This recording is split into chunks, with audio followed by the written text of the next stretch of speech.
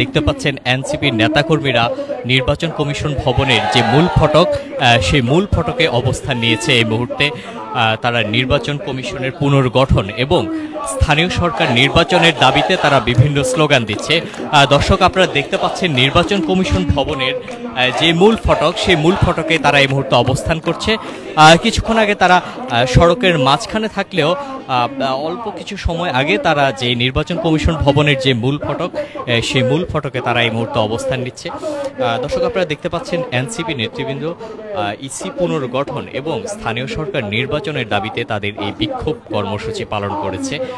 সেই বিক্ষোভ থেকে তারা বিভিন্ন স্লোগান দিচ্ছে নির্বাচন কমিশন পুনর্গঠনের জন্য এবং অতি দ্রুত স্থানীয় সরকার নির্বাচনের জন্য।